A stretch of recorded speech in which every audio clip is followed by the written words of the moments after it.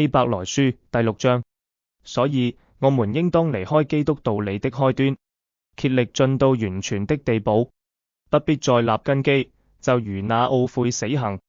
信靠神，各樣洗禮，按手之禮，死人復活，以及永遠審判各等教訓。神若許我們必如此行。論到那些已經蒙了光照、嘗過天恩的滋味，又於聖靈有分，並嘗過神善道的滋味，覺悟來世權能的人，若是離棄道理，就不能叫他們重新懊悔了，因為他們把神的兒子重釘十字架，明明地羞辱他，就如一塊田地，吃過屢次下的雨水，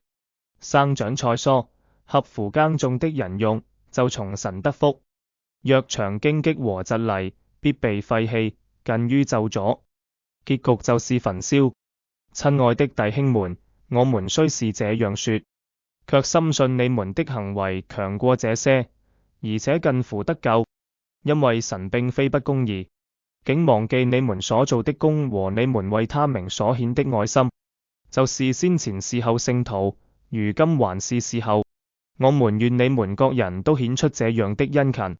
使你們有滿足的指望，一直到底，並且不懈怠，總要效法那些憑信心和忍耐承受應許的人。神確切的應許，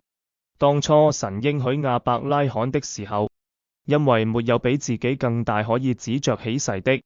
就指着自己起誓，曰：論福，我必賜大福給你；論子孫，我必叫你的子孫多起來。這樣，亞伯拉罕既久忍耐，就得了所應許的。人都是指着比自己大的起誓，並且以起誓為實據，了結各樣的爭論。照樣，神願意為那承受應許的人格外顯明他的旨意是不更改的，就起誓為證。藉這兩件不更改的事，神決不能說謊，好叫我們這逃往避難所，持定擺在我們前頭指望的人可以大得勉勵。我們有這指望，如同靈魂的錨，又堅固又牢靠，且通入幔內。作先鋒的耶穌，既照着麥基洗德的等次成了永遠的大祭司，就為我們進入幔內，靈修主題，堅定信心與持守盼望。經文重點，希伯來書第6章，追求成熟。作者呼籲信徒要離開基督的初步教導，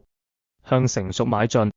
這段經文提醒我們不要止步於信仰的起步階段，而要不斷追求更深的屬靈成長。警告不信，這裡提到了那些曾經經歷過神的恩典，卻最終背棄信仰的人。這是一個嚴肅的警告，提醒我們堅定信心的重要性。因為背棄信仰會導致無法再悔改。神的公義，作者以農作物的比喻，表明神對信徒的期望，信徒的生命應該結出善果。這段經文挑戰我們思考自己生命的果效，是否能夠榮耀神。盼望的堅持，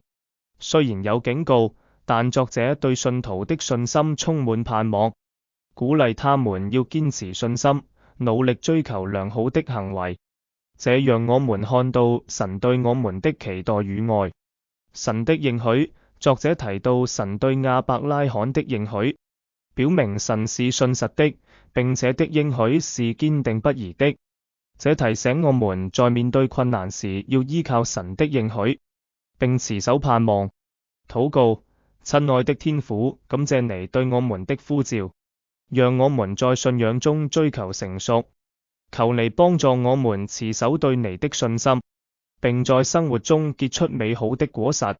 行動，每天花時間反思自己的信仰成長，並尋找一個具體的步驟來增進與神的關係，例如參加小組聚會或靈修。願希伯來書第6章激勵我們在基督裏堅定不移，並以信心和盼望走在神的旨意中。